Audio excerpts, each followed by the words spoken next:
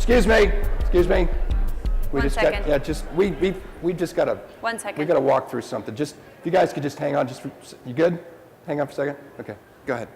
All I was saying was that process has to be, these are the steps you take to get to this end result.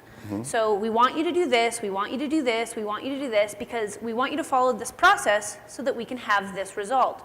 So I'm thinking you want good customer service. That's what everyone wants. Absolutely. I want to differentiate myself with good customer service. And the process I want my stores to take to do that, I want to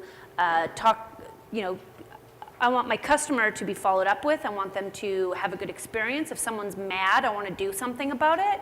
I want the process to be that you do these steps when that happens so that I can create good customer service. Yeah, you have to follow those steps. And I totally see that. I mean, intellectually it makes perfect sense to me. Here's the thing that I want to challenge back, is a process is only as good as the people that run it. I've got a team of people that rely on the processes to give them information, and then I rely on them to communicate to other people. So that's where the process has a bit of a disconnect. It's the people side that communicate the value of what the process gives them. If I want efficiency, I know a process will give me that. If I want continued, sustained efficiency, I have to rely on my team to be able to supply that. I guess. Yeah, well, what about RQ? What about RQ? RQ has a couple good things, right, about process, right? What's one good thing about that, about RQ? There's too many to count, but I can tell you this, I could show you some. Okay, that would be a good thing. Because, we have to coexist, you and I. Yeah. We have to get along. Okay, go ahead. So I guess we can talk to you for a bit. We've got a few objectives that we want to go through today. But first of all, I have to say, I'm really excited to be presenting with Kurt. And I think he's the best, and I'm so excited to be here with him today.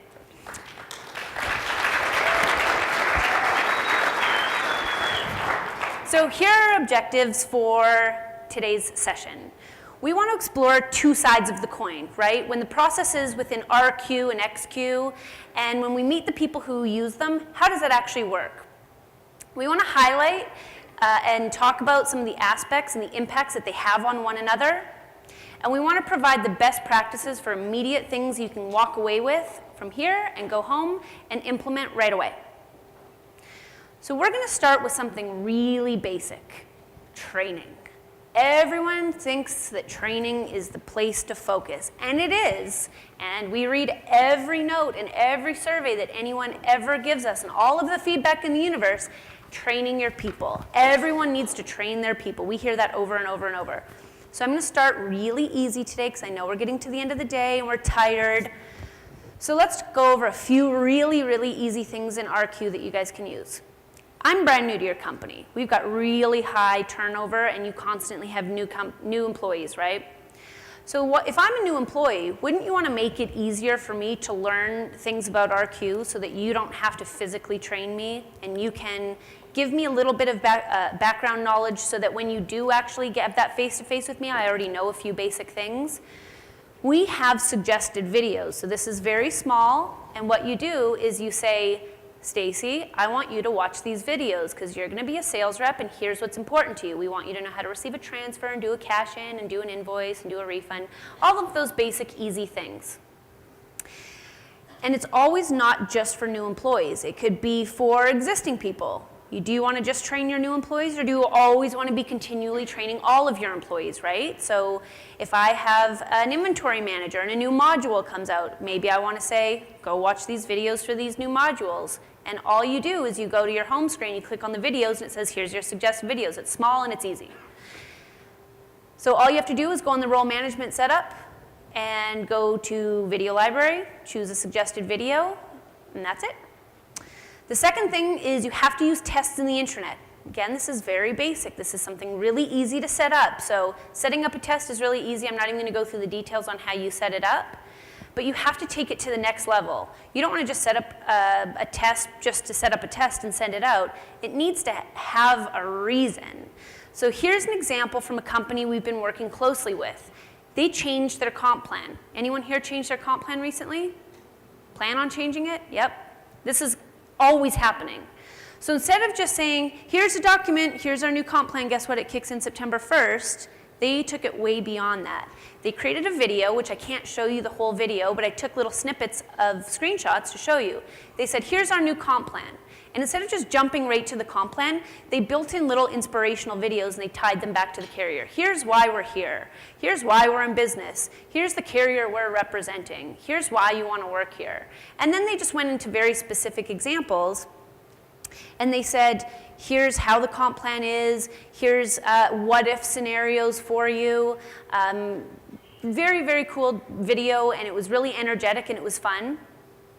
And at the end of the day, they used the tests in RQ4 to see if everyone watched that video. So they got really creative. They created a little test that said, okay, so what is your device target on whatever they were changing? And they asked them multiple questions on their comp plan. Should it be this? What is our carrier's chargeback window?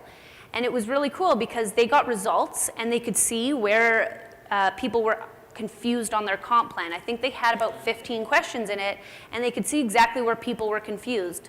And I just thought it was amazing how they took this video and then followed it up with an RQ test, and they followed up on the results of the test too. So it was way more than just, here's a document, go know this new stuff.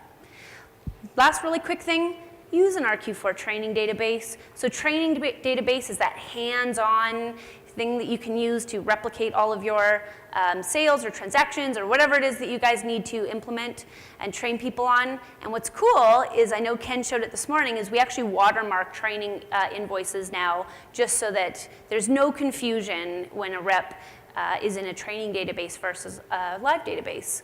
So those are very, very basic, easy things, but you could all go home and use them tomorrow. Okay. Thank you. And by the way, I need to pay the same compliment back. I'll take that. Let's hear it for Stacy. I've been wanting to speak with her forever. Awesome. Now people show up. It's great to think that training's going to be it for you. The challenge is when you have to make sure Skippy, Todd, and Mary understand the training and understand aspects of the training. They're able to walk away retaining the information. We're going to get into that because some of you are going to have a sick stomach when I give you the stats. You literally want to punch the person next to you in the face, okay? Not just because of what I say, but because we're close to bar hour and we're the gatekeepers to you going to have cocktails. We get that. First off, camera guy. This is where I said I move around a lot. First things first, what are the modes of training? What are we used to? We're used to face-to-face. That's when a trainer or someone comes in like this. You and I are face-to-face. We're having a conversation about something important about our business. This is great because we have interaction. You can see face, you can see body language, you can ask questions, it's engaging. The problem is, it costs too much. Damn it. I know it's a good idea, but it just costs too much. So then we devote ourselves to the middle one, which is let's go online. Let's create something called a learning management system, an LMS. And we'll get people online to learn, which is great because logistically, we get people through it quick, we get the information they need, it's cost effective, and it doesn't take them off the floor. The challenge is, there's no interaction. Now, it sounds like I'm throwing mud at it. I'm not, because one of the great things about RQ is that we are now going to have IQ Metrics Campus that is available to you guys. We are going to be providing training to you online. My company, Create, will be a partner in this. We will be under the same campus header under leadership and management. And we're just starting to populate this. So we understand you want face-to-face, but let's be real. Normally I would sit down, so I'll just put a knee down. Let's be real. Cost is an issue. So LMS is a feasible, logical way to get people engaged. The third methodology is peer-to-peer. That's also known as mentoring or shadowing. This is when you take Skippy, you just hire him, kick him in store 4 because Todd is a real good guy, and he knows his stuff. He'll be trained like that. Yeah, that's also called a model store concept. The problem you have with that is maybe Todd sucks when you're not around. And he's now teaching this new person bad behavior. So there's good and bad to all 3 of these modes. Please don't think that I'm picking one over the other. What's right for you? That's what you need to figure out. Now there's training considerations. I love these. First one, senior leadership buy-in. I get frustrated over this. Well-intentioned owners want aspirin. Kurt, could you come in and do a speech and motivate my team? And normally, motivate my team. Come on, let's get motivated. Like, really, seriously, my speech is going to now change your business. I'm there 40 minutes. No, it's not sustainable. What you want in training is therapy. Training must have a follow-up. Training must have part 2. Training must have all these aspects that sometimes are missing in training platforms. Here's a big one. Do you have an issue? Some people think, well, my business is down, I'll train on coaching. Really? My first question is, what are you coaching on? Well, I'm coaching sales. What aspect of coaching do you want to have happen? Well, I want them to do it every day, every week. Okay? What kind of, and I'll go down this list of questions, and the owner will finally come to the conclusion, I want my managers to be really good at coaching numbers. Oh, so that's what you want to train. Don't just say you want coaching because it's too broad. You've got to funnel it down to your issues. Something that's keeping you up at night needs to be your training objective. I just had a conversation with one of your peers on a break, and they want to have training. They want to teach their store managers to have more of an ownership in the business.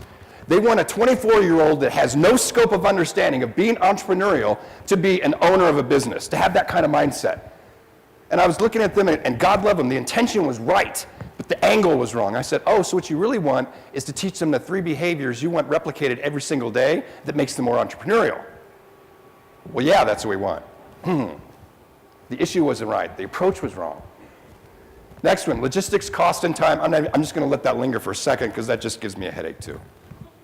Now, these are the 2 areas that I want to focus on. These are the strategies I'm going to give you. Your takeaways will be on retention and adoption. Hey, Chris. Now, this is from a book by Dan Carilion, Inside the Magic Kingdom. Read it to yourself. I love this. This is classic. This is Disney, guys. Do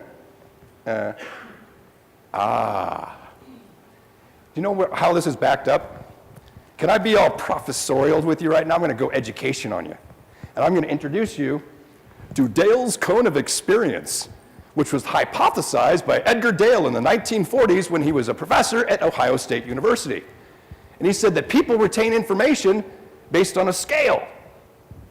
And he was saying that if you're just saying things, retention's not as high as if you get people doing them. So let me show you some numbers. By the way, this is the point where you're going to punch the person next to you. You might want to scoot over if you're that person. What he said, and by the way, these numbers came after his death in 1985. We retain 10% of what we read. Now, pay attention to how many of you have a training methodology in your stores, and pay attention to the numbers, please. 20% of what we hear. 30% of what we read and hear. 50% of what we hear and see. So now we know that visual learning is important. 70% of what we say ourselves, what we are forced to say back as part of the learning experience. And this is my favorite one. This one should give you an aha moment. 90% of what we do ourselves. That's called kinesthetic learning. Doingness. So here's our strategies, quickly, because I'd like to give it back over to Stacy, not hog the show. First of all, I take a blended approach. Don't just rely on one methodology, blend them all. Don't just do face-to-face, do face-to-face with LMS as a reinforcement mechanism. And do peer-to-peer, because peer-to-peer, in my industry, training industry, this is what I do for a living, peer-to-peer is one of the most important things that you can do in your company. Have people share best practices on a constant basis. Next, linear, contextual, and collaborative. Those are learning styles that aren't very classical. We all know visual, auditory, and kinesthetic. Linear means some people learn A plus B equals C. They have to learn in a line. Also, people are contextual. How many of you learn when someone tells you a story? You immediately relate to what's going on. That's called contextual learning. And people learn collaboratively. In other words, a big group of people talking through problems works really well. Next, chunk your learning. Less is more. This is classic, guys. I'd be real and I'd sit down, but you know the rule. I can't. I worked with a dealership that said, we can do 20 things. We got it. We're smart enough. We're good enough. All right, guys, I'll call you in 6 months. How many of those 20 you do? 4. So here's my saying in life. If you say you're going to do 20 things, you'll probably do 4. If you say you do 4 things, you'll probably do 4. You see the difference? Don't make it too big. Make your learning chunked. I know it sounds gross, but chunk your learning. Next is make sure that you're not focusing on responsibility, but behavior. Responsibility is what you want them to do. Behavior is how you do it. Critical in learning. And lastly, make sure there's a prove it step. Prove it steps are key because it allows them to tell you what they learned. How many of you ever had this? You tell someone something, they do this. I get it. And inside they're going, I have no clue what the hell you just said. But they're bobbing their head. Here's your adoption strategies. Don't just do the training and let it go. Within 1 to 2 weeks, follow up. And ask people what happened, what worked, what didn't work. What's their success stories, guys? Have them provide a recap. Next, pulse check, pulse check, pulse check. This is 6 months later, do a pulse check. A year later, do a pulse check. 2 years later, do some type of pulse check to check the learning and the retention. Next is peer groups. We already talked about that. And lastly, never stop training. Never stop training, never stop learning. And this is something I already shared with you, IQ Campus. This is a great opportunity for you to plug your people in, and it goes right back to RQ. Absolutely. Operations. And there's so many basic things. And here's one thing I was so excited about with our presentation with Kurt, is that a lot of people always are expecting these big, huge, new, amazing features and modules that are going to change their lives. But there's so many things in there that are so basic that they could change your lives, just that are there. The operations console is one of them. This is your one-stop shop for everyone in a store to know what they're supposed to be doing. Yet when I work with a lot of people and I look at what they're training on, no one talks about it. So no one says, here's where you go, and where you see your callbacks and your follow-ups and your sales and your commission and all those things, but no one ever shows anyone that. No one customizes it, and it's just there, and it's just the big button that everyone skips over, and they keep going to the sales button and the reports console. So a lot of people are just leaving staff to figure out these numbers on their own, and they're going to learn how to run reports. I want to see my commission, I'm going to go find a commission report. I want to run a sales report, I'm going to go find my sales report. I want to see what my callbacks are, I'm going to use the callback report. And so I'm running 6, 7, 8 different reports, but we have one screen that just does everything for you and says, here's what you're supposed to do. So you have to customize it. A lot of people don't know you can do that. There's a little customize button there. I don't do the same thing that Kurt does, so do I want to see the same stuff in there? No. I want to see what's relevant to me, so it has to be relevant. It's very easy, it's very relevant, and it's really quick to set up. The other thing is this should be used as a monitoring tool. So if I have these processes in place, call after 3 days, call after 30 days, do your follow-ups, follow up on special orders, follow up on complaints, do all of these things. As a manager, I should be making sure that that's happening. That's my job. So you can use this to follow up on all of those. It defaults to assuming I'm looking for myself only, but I can easily and quickly run it for my store, my district, my region, however you guys have it set up. Another tiny feature on the operations console that is huge is just a quick message. So just, hey, Matt, don't forget to count the inventory or clean the floors tonight. Or, hey, I saw that you did that really cool thing on that sale. That was really cool. So quick messages are there. They're in RQ. They cut out emails. They're fast. And you can send them to one person or a full store. So this is something that happened to me actually quite recently. I drive by the same store, same wireless store, every single day when I go to work and every single day when I drive home. And I like to mess with cell phone stores, like I was telling you in an earlier session, because that's the highlight of my life, and I'm very exciting, obviously, is to go into cell phone stores and just test how they use RQ. Like, just pretend like I'm a customer and see if they're going to use the tools I want them to use. Are the processes that you have put in place actually happening at the store? So anyways, I go into the store, and I have an iPhone 4. And I say, can I see your iPhone 4 cases? And he shows me one, because they have one lime green OtterBox left in stock. And I was like, no, it's not really my style. It's not what I'm looking for. Do you have any Casemates? And he said, no, but I think Best Buy does. And I said, okay, well, I don't live near a Best Buy, and I travel lots, and this is right by my house, and I know exactly which one I want. Could I tell you which phone or case I want, and then maybe you could order it, and I could just pick it up when I get home in a few days? And he was like, no. And I was like, what if I leave a deposit? Kind of like, come on, deposit. No. And I was like, okay, well, Do any of your other stores carry it? Do they have it? Maybe I could just go to another store or do a transfer or anything. Nope. But I'm pretty sure Best Buy does have that one. It's not too far from the airport. Really? So it was such a simple thing where the processes that we're putting in place and all these tools that we're giving people to make it so that I, as a customer, don't have to go through that is not always making it down to the stores. And I think we're skipping a lot of fundamental things that people could really use to help out their customers, make it a lot easier. Yeah, thank you. Operationally speaking, I know we want to be efficient. I know we want our business to run well. And reports do that. Reports give us that luxury. They give us that sense of calm because we know we can push a button and get a report. The challenge is when people show up. Because we're looking at a screen that's telling us information, and then that information has to go somewhere. It has to go to people. Let's talk about when you see information, that information has to migrate, has to go down a path. Well, I'm going to be professorial again. A guy named Dr. Donald Kirkpatrick in 1959, University of Wisconsin, said that there needs to be an evaluation of learning. In other words, it has to follow a course. And he came up with this. He said that every training must create a reaction, learning, behavior, and a result. Now, what I did for Envision, I'm going to do right here, and that is, how do you take something that's operationally centric, like a report, and apply it to this? And it's easy. First of all, you have someone looking at a screen, and they have a reaction to a report. Oh my God! How many of you had that reaction to the report before? Skippy has done this again. And your reaction is now stimulating something in your brain where you're saying, okay, how does this look in our store?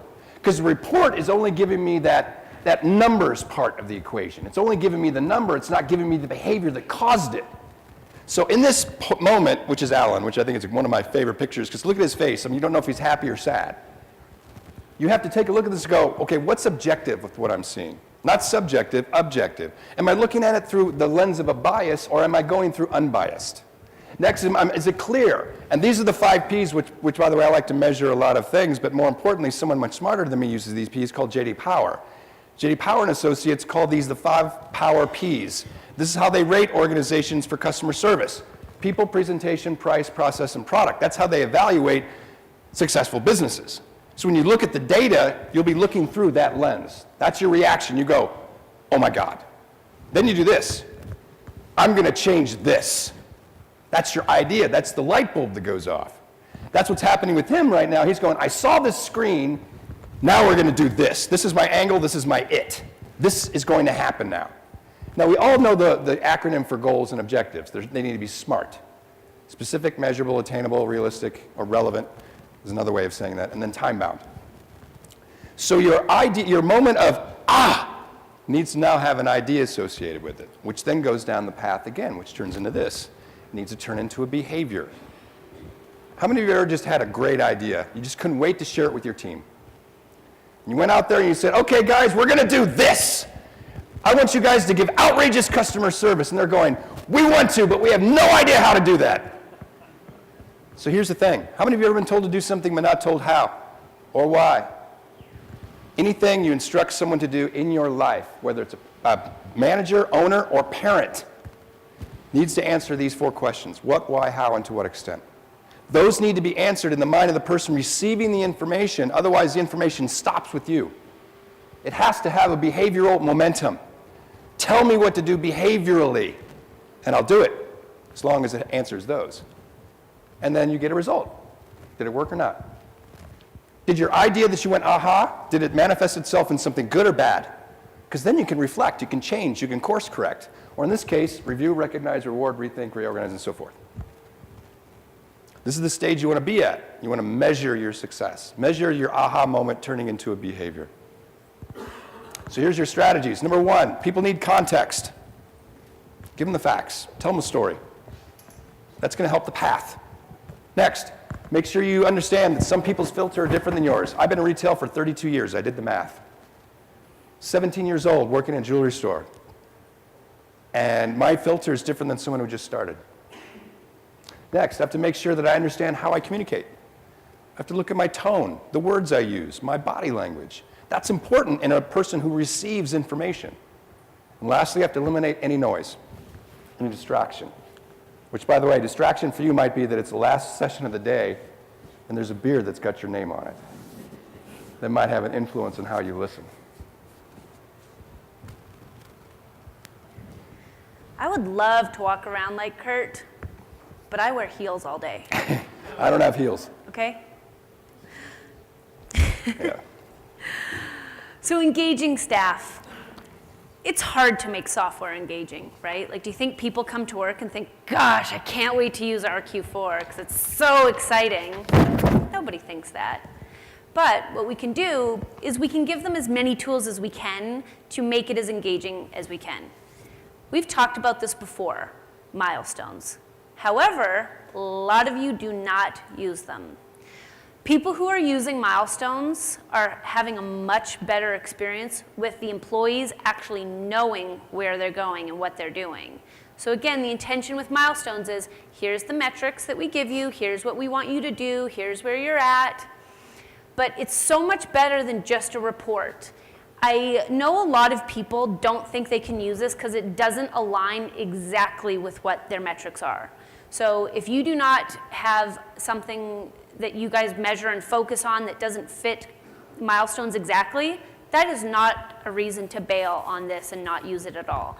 At minimum, this tool can be used to show just where you're going, your profit, your sales, your quantity. It doesn't have to do anything commission-wise. It doesn't have to do anything but be there as a good tool for someone that they can use, that's fast, that's easy, that's not an Excel sheet sent in an email every single day. What's cool about milestones is it recognizes you. Yay, you just did that, you just hit tier 1, or you just got this bonus, or whatever it is. Again, anyone have tiered commissioning? Anyone use this for tiered commissioning? So tiered commissioning, if you don't, or if you are using RQ to track base commission and tiers outside, at least have the rep know that they hit that tier so that they're recognized the second they tender that sale. Oh, now you're at tier 2, and now you're at tier 3. So you can be really creative with this tool just because it doesn't align. Milestones, to me, are a must. There's no reason you shouldn't be using milestones. Just change the way you're using it. This is very basic. Bulletin board. Put this on your home screen so you can communicate. Everyone loves to send email to your staff. You guys love just sending emails that get lost and that don't get read and that people say they read it. People love sending emails, but the bulletin board is fast, it's easy, and depending on how you use it, it can somewhat be used as a forum depending on how open you want to make it on what's working in one store and kind of creating a little bit of competition. Very easy. This is something that you have to do. And again, not enough people do this, and this is really basic. So this is a real example of a customer saying thank you. So it says, hey, the customer just called and thanked us for taking the extra time to set up everything and said how much he loved his and his wife's new phone. So not enough people track the good. We only love to focus on the bad. So we started tracking in the stores we were working in, thank you. So we had a thank you activity type, we used it and we monitored it, and in the last 3 months, we've tracked 14 thank yous in 7 stores. That's pretty impressive. And now we can see which reps and which stores, and every time we dispatch one of these, we can include the owner so that they know and they get that little smidge of recognition, and that's cool and that's exciting and everyone loves it. It's also really good for, it's not just customers saying thank you. What if you witness one of your coworkers doing a phenomenal job? You could send them a note. So in this example, a DM let a manager know, hey, you guys did really good. Congratulations, I saw that this sales associate really helped that customer and it was amazing. So that was neat. And now I've got to go negative for a second because even though it's really, really good and we have to all track the thank yous so that we can reward the right people, we have to also watch for the bad. So customer service is so important. You have to have a process in place to track and look at these. So if someone has an issue and they complain to your store, you have to track it through an activity would be best. And again, you'll start to get visibility. Is it one rep? Is it one store? Where do we need to go and focus? What I loved in this example, and this is a real example, is the way that the employee admitted their mistake and noted it and then went above and beyond. So a customer was confused with an activation fee that they had to pay, so he cut a check and gave them their money back and put it in here. And I was just like, really? I can't believe that you did that, and I absolutely loved it. You have to be really humble and vulnerable to put this kind of stuff in there. But it was really great, and imagine that customer's experience when they were in the store working with that rep. And then people show up, which is a great tie-in. What causes someone to take a check of their own account and give it to a customer? I mean, some of you are still trying to fight intellectually, you're going, what? And you have to wonder what causes that. What causes an employee to want to buy into a culture of a company? Well, I put some of the characteristics that employees need. They need meaningful and relevant feedback. Now, we're going to go a little bit deeper in that and the type of feedback that you give them.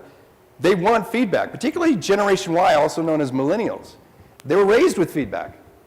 That's how they grew and developed as children, because the parents were constantly saying you can do anything. They need the feedback. They want the praise. Next is they love teamwork and collaboration. They're very inclusive, not exclusive, inclusive. My generation's exclusive. Oh, well, you can't play with us because you don't have the same title. You don't make the same amount of money. See, millennials don't think like that. They're inclusive. Think of Facebook. That was not designed by Gen X. I guarantee you that. Next is creative thinking and stimulation. They want to be stimulated. They want problem solving. They don't want to do the same thing every single day. They want to rise above the, okay, I'm going to sell this phone again. They want to feel as though they're part of the equation and they're problem solving. They want flexibility and immediacy. This is really important. They don't want to feel as though they're locked into one way of doing things. They want to feel as though they say, hey boss, I've got a different way of doing this. Now the question I have for you is, as owners, as managers, do you allow that to happen? Do you allow them to have a voice? To be flexible in their decision-making skills? Next is perks and value. They like to have value for the job. We're going to go more into that in just a second. Validation and personal accomplishments. That goes right to what Stacy was saying. RQ allows you to do this, operationally speaking, in the system. More on that to follow. The value of saying thank you. And lastly, work balance and a cause to follow. I said this in my earlier session with Chris. We were talking about creating a retail ecosystem, and I'm going to give you the same quote that I gave them.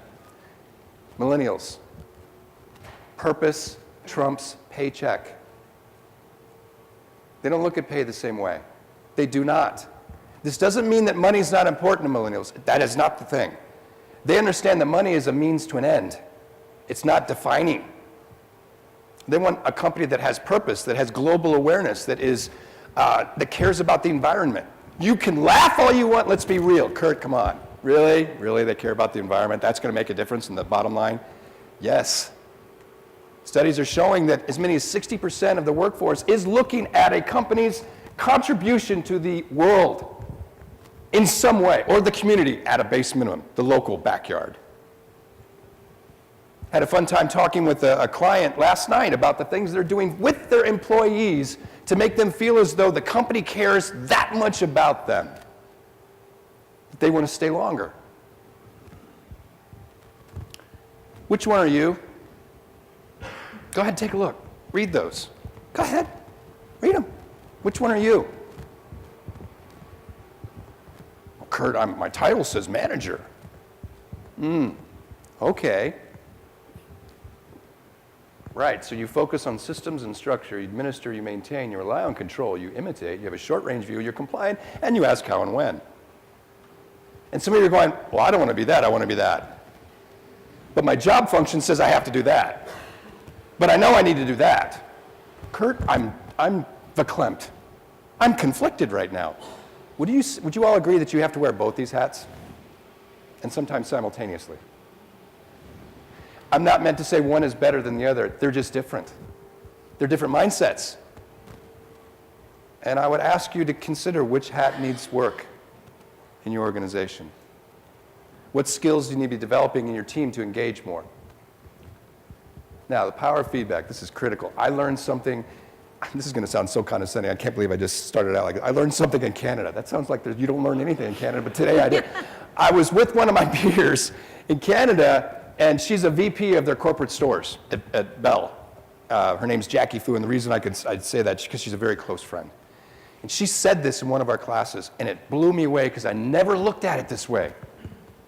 If you rate someone a 7 out of 10, 70% of what you say should be positive. What do we do as managers, guys? We want to fix people. Here's what you're doing wrong. Here's what I need to do more of. Here's what I need to do less of. We haven't got this wired yet. Oh, my guys are definitely 6s. Really? Is 60% of what you say positive? No. They're not getting what they need from you then. Next, feedback versus ideas. Feedback is what? If you read this, what is feedback? You did that. What is that? Tense. It's past tense. You're being reactive. What's the other one? Proactive. Here's what I need you to do. Can both of them work together? Of course. You just need to understand the difference. Sometimes we get so caught up in, oh, you did that, without offering the, here's what I need for you to do. Very powerful stuff. Next is, people just want to be acknowledged. Harvard did a study. Harvard does some things from time to time. They said the number one thing that people want in recognition, guess what? A verbal thank you. You know what was number 2 on the list? Written thank you. And you get that with RQ. Done. Send. Everyone sees it. Guess what was number 16 on the list? Money. Some of you are going, that's not true. Harvard must have been smoking something that day. Now, here's your strategies. Number 1, get to know your team. I do something with my clients called a care sheet. It's an acronym which stands for communication, acknowledgement, respect, and empathy. It's a page where you just ask them questions. Hey, what do you want in your job? What frustrates you? What motivates you? What drives you nuts? What do you want to do in 5 years? How do you want to be communicated to or with? How do you like your feedback? So if I know that, guess what I can do? I can customize it for them. Next one, coaching, one-on-one, on-the-fly mentoring. There is no one way of coaching. It's all of it. How you communicate in a meeting, how you role model this on the floor. Do you show people what good looks like? By the way, how many of you ever had a coach in your life that they sucked at what they coached you at? Holy cow, why are they coaching that? It's like, really, I'm looking at them going, really, you're going to coach me on that? You're the worst at that. You're coach, thanks coach, cool. Next is meetings. I think some of the most valuable meetings take 5 minutes before the store opens. Course orient for the day, 5 minutes. And then post it so everyone else sees it for the other shifts. And 2 things in coaching, I'm going to say them loud and proud. You cannot coach what you didn't see.